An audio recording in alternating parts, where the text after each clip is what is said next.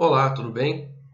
Sou Moisés Oliveira e por diversos motivos eu acabei chegando à conclusão que todo mundo seria mais feliz e próspero e desenvolvido sem a existência de uma instituição que te obriga a cumprir regras que não são lógicas e a pagar valores por produção, que seria o imposto. Ou seja, eu acredito que o Estado não resolve o problema da sociedade e ele gera mais problema do que se propõe a resolver, contanto, sendo assim, a existência dele é um problema, causa pobreza para todos. E para explicar por que os anarcocapitalistas, e isso é baseado na escola austríaca de economia, que explica sobre a ação humana e incluiu a ação humana, ou seja, o desejo humano na economia, né? E eu fiz 2 vídeos explicando bem isso, que eu fiz o primeiro vídeo, prosperidade não é dinheiro. Lá eu explico que prosperidade não é equivalente à quantidade numérica de dinheiro, mas sim à quantidade de poder de compra, e a tua capacidade de poder de compra está diretamente ligada à quantidade de coisas baratas ao preço das coisas. E o preço das coisas diminui conforme aumenta a produção. Ou seja, uma fábrica que produz usando pessoas vai ter produtos mais caros do que uma fábrica que tem um robô, robotizada, ou que tem uma máquina que fabrica em grande escala. Automaticamente o preço desses produtos vai cair. E qual que é o problema no caso? Como que o Estado ele te cobra um valor de imposto proporcional ou não? Isso tem umas variações, mas ele cobra um valor de impostos que acaba rebatendo tanto no mendigo quanto no pobre de forma muito mais dolorosa, porque tanto o mendigo tem que se propor a ficar mais tempo no sinaleiro para conseguir um prato de comida por causa dos impostos, quanto o pobre precisa trabalhar, consegue comprar muito menos comida para dentro da sua casa por causa dos impostos, né? Ou seja, o imposto ele já diminui a tua capacidade de compra. Então, o primeiro ponto que causa distorções e causa pobreza. Mas vamos imaginar que o empresário também, que possui, precisa de mão de obra, ou seja, precisa de pessoas para fazer diversos serviços, incluindo fazer a distribuição dos seus produtos nas prateleiras, fazer a venda, entrar em contato com fornecedores, fazer toda a administração do que sai, do que entra. Esse empresário também, ele paga imposto sobre o que ele vende. Então, a quantidade de funcionários que ele pode ter já diminui drasticamente. Ainda mais no Brasil, que você tem encargo sobre ter funcionário. Ou seja, o Brasil, a instituição brasileira, através das leis trabalhistas, causa maior desemprego ainda. Vamos lembrar que a maioria dos empresários que eu estou falando aqui, que gera 99% dos empregos, não são grandes fábricas como a Ford ou como a Renault ou o Odebrecht, não são esses. Os empresários a quem me refiro são os que empregam 2, 1, 3, 4 funcionários. Esses empresários são a maioria e são 99% da produção. 95% da produção são essas pessoas que têm de 10 a 15, 5 a 15 funcionários. É dessa pessoa que eu estou falando. Então você diminui a produção, que também diminui a quantidade de produtos disponíveis na prateleira, que também aumenta o preço. Bom, Então, só nesse aspecto você consegue entender que diretamente a existência de impostos e encargos fazem com que você pague pelo menos o dobro do que você deveria pagar em tudo. Pelo menos. Mas o vídeo não é sobre isso. O vídeo é... eu vou demonstrar que todos os serviços que o Estado te presta, que o Estado é só uma empresa que te presta serviços. Ele presta serviços de segurança e tal. Segurança, saúde, educação e alguns outros centenas de serviços, na verdade, para ele. Quanto mais serviços ele se propor a te disponibilizar, mais caro ele pode cobrar de imposto. Ele considera isso bom. Mas as pessoas não deveriam considerar isso uma coisa boa. Por quê?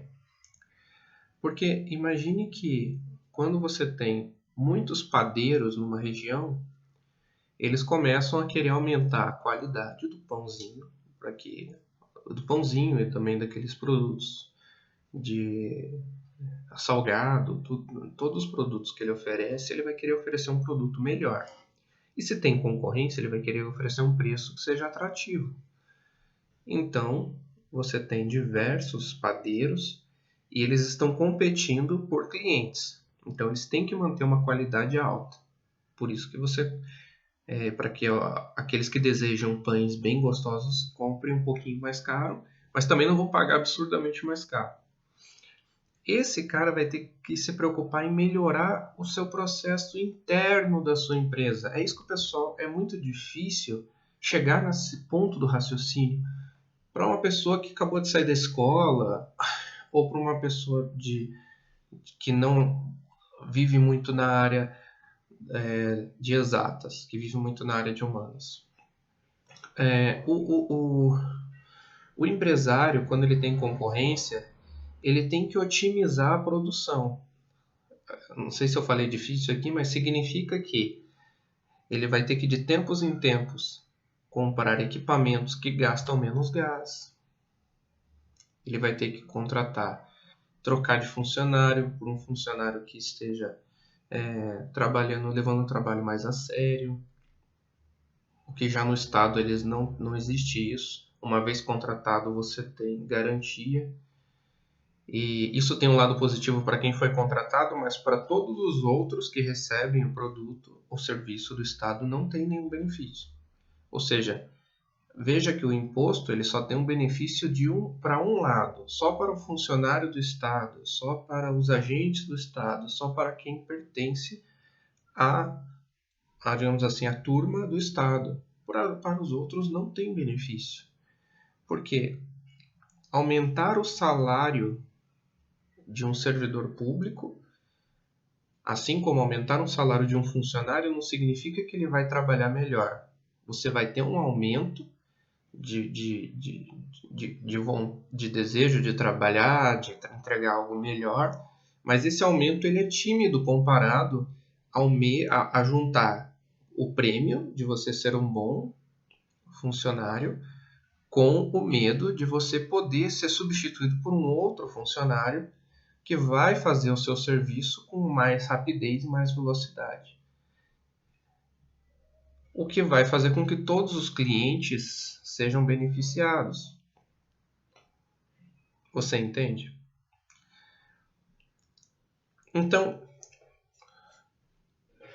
isso também é outro ponto que faz com que o Estado seja sempre ineficiente e predador. Por quê? Porque além de ele pedir para você pagar por algo que você não quer, muitas vezes, vamos supor que alguém tem uma saúde exemplar, a pessoa se cuida da alimentação, ela paga a mesma coisa do que alguém que bebe, fuma e come besteira o dia inteiro. São pessoas que se esforçaram por uma saúde diferente e elas pagam pelo mesmo serviço. Isso não é justiça, eu considero isso uma grande injustiça. Por exemplo, eu acho injusto uma pessoa que vai para a academia e só come frutas e verduras tem tem o mesmo acesso que eu, que só como besteira. Eu tô falando de mim, que eu só como besteira, entendeu? E essa pessoa tem os mesmos direitos que eu. Mas a gente se esforçou de maneira diferente. E isso vai.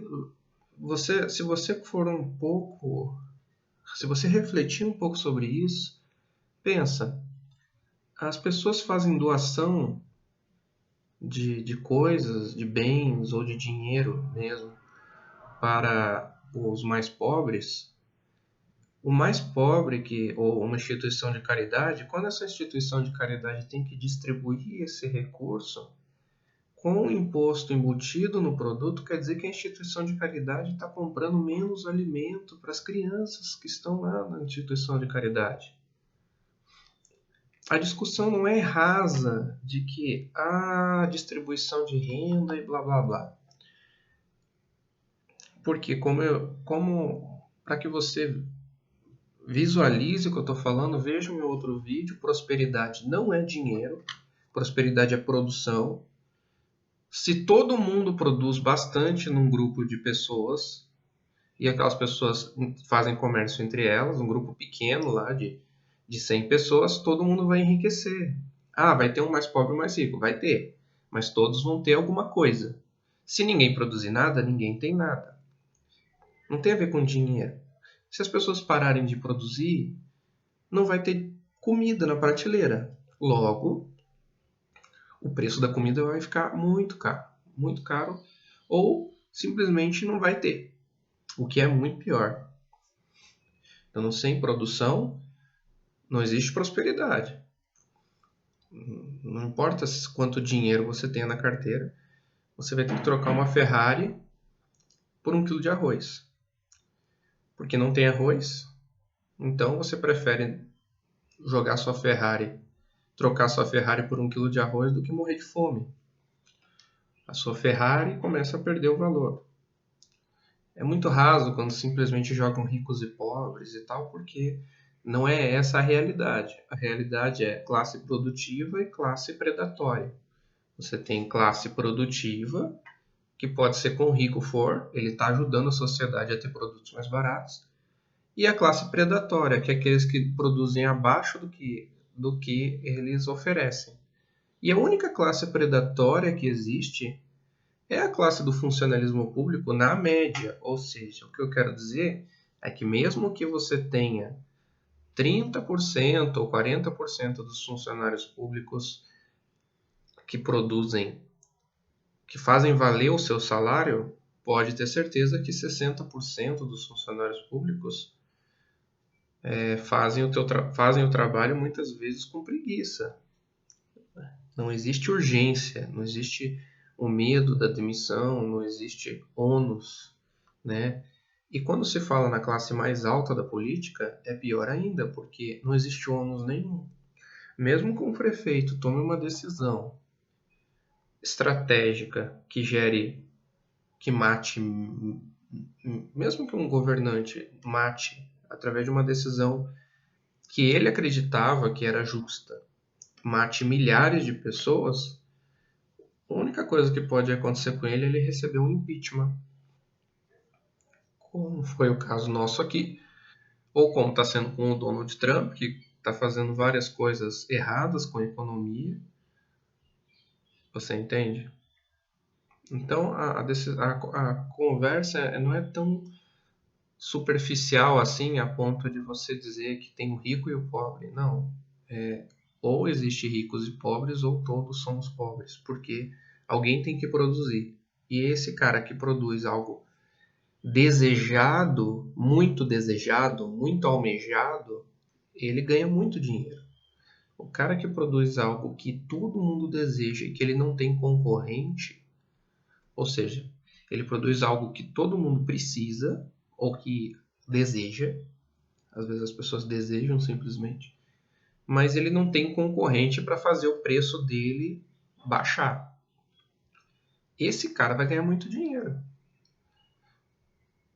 Bom, nesse caso basta abrir novas concorrências que ofereçam um serviço tão bom quanto o dele e essa distorção acaba e o preço baixa.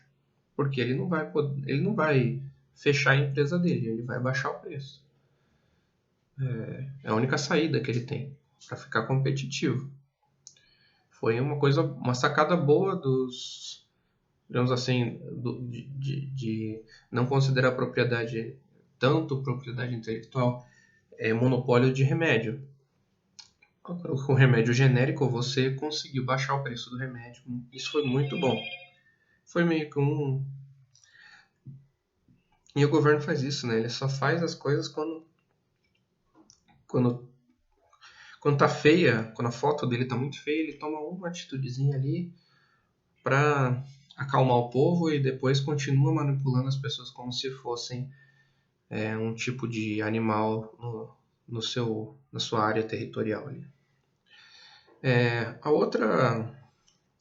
Agora, se você não tem competição, primeiro que você não vai saber qual que é o salário ideal para um funcionário público. Você pode dar um salário muito baixo, que vai fazer com que somente os piores trabalhem como funcionário público. Ou você pode dar um salário muito alto, que vai fazer com que você jogue fora o dinheiro do contribuinte, ou do escravo, né? No caso, eles chamam de contribuinte para você não ficar muito chateado com eles. Eles te chamam de contribuinte. De qualquer forma, você vai sair perdendo. E existem outros problemas também. Agora eu vou colocar mais profundidade nisso. Você pega uma empresa, uma padaria pequena, que tem seus poucos funcionários, ela tem que, para ela se sustentar, ela precisa ter um giro de caixa ali e um caixa guardado para risco, para época que não vende bem, ou para uma catástrofe, sei lá, se uma máquina estraga, tem que ter um caixinha lá guardado, uma poupança para ser feita caso de emergência. Essa poupança, essas quantidades de funcionários, ela nunca aumenta conforme o tamanho da empresa. Então, assim, uma empresa com 100 clientes tem 10. Vamos pegar, estou falando de produto mesmo, de fornecimento. Agora, uma empresa que tem 100, que tem 1.000 clientes, ela geralmente vai ter mais funcionários ou vai ter uma cadeia de funcionários mais cara. A não ser que ele otimize o processo de produção, como comprar equipamentos melhores, comprar máquinas de fabricação, ou terceirizar alguma coisa que ele já não está conseguindo entregar com um valor competitivo, porque ele não tem ninguém que seja um gerente bom, ele não conseguiu encontrar um gerente bom para fazer, vamos supor, bolos, e então ele terceiriza o bolo, ele compra o bolo pronto de outro lugar e vende dentro da loja dele. Mas lá a pessoa que tem a fábrica de bolo ou aquela pessoa que trabalha em casa vendendo bolos, ela é topzera, ela vende um bolo top e ele não precisa esquentar a cabeça com isso, vale a pena terceirizar. O mercado ele faz com que aqueles que não aumentam a produtividade todo santo dia, todo mês, todo período, eles vão à falência e sobra só os mais produtivos. É uma competição super saudável e todo mundo sai ganhando. Você sempre vai ter o melhor pão possível. Quanto mais padarias tiver na sua região, vai falir e só vai ficar o melhor do melhor do melhor do pãozinho da manhã. Se tiver muita gente vendendo leite, aqueles que vendem porcaria vão falir e só vai ficar o melhor do melhor do melhor do leite. O governo, e daí a gente tem um outro problema. Você é obrigado a pagar, então eles não precisam se preocupar se vai faltar no fim do mês. Não vai faltar, você é obrigado a pagar. Essa preocupação ela inexiste. Eles também não precisam poupar, não precisam armazenar, não precisa fazer nada disso. O governo não precisa fazer isso. Então, Se você juntar a falta de competição, que o governo não permite que se ofereça, você tenha competição entre o serviço pessoal e o do governo, né? Ou seja, se você abrir um plano de saúde, você vai ter que pagar contribuição social para a saúde, mesmo que você já esteja oferecendo plano de saúde. É bem contraditório isso. Você entendeu? Então você não tem responsabilidade com o dinheiro que você está gastando. Você não tem noção se você está gastando bem ou não por falta de competição. Você não tem uma ansiedade de melhorar os processos pela falta de competição também. Só que existe uma outra coisa, que no caso é uma coisa mais da modernidade, que é, se você não gastar todo o seu caixa, você entra no processo de impeachment por irresponsabilidade fiscal. Ou seja, você não reinvestiu 100% do dinheiro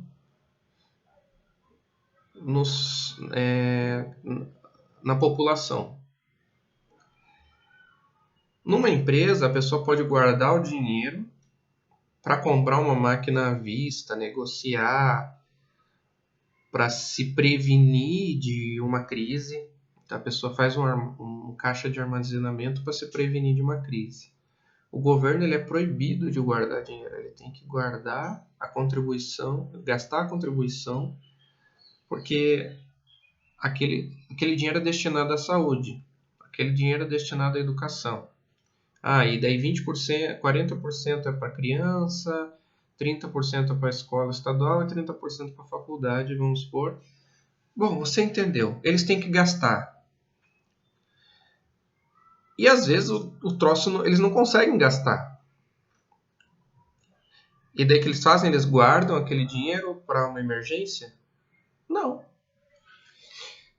Eles contratam um serviço mais caro que eles podem contratar ou contratam serviços que não precisam ser contratados. Eles contratam, sei lá, eles montam um hospital, começam a produção de um hospital. Aí chega a crise. Aí o hospital não termina de ser construído. E fica lá, um esqueleto de um hospital. Você passa 10 anos, 20 anos, daí aquilo tem que ser demolido porque a infiltração tomou conta de tudo, o cimento foi para a fita, o concreto virou lama e vão derrubar aquela porcaria. Você entendeu? O comércio, o livre mercado, gera produtividade conforme o necessário. E aqueles que guardam dinheiro, aqueles que raciocinam, que usam as melhores estratégias, às vezes sem querer querendo, né?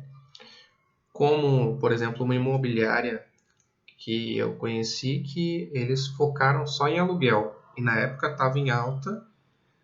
Eles tinham aluguel, tinha o setor de aluguel e o setor de casas, de vendas. Todas as imobiliárias só focavam em vendas.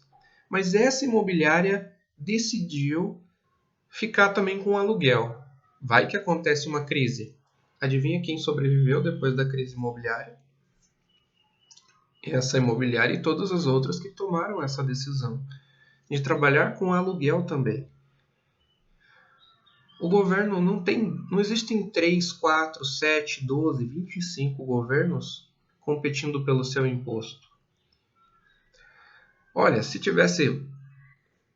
todos os partidos estivessem competindo pelo teu imposto, você poderia falar assim, opa, individualmente, esse mês, a partir desse mês, eu vou cortar o meu contrato com o PSL e vou pro outro lá, pro verde, ou vou pro novo esse mês, porque eles prestam um serviço muito melhor.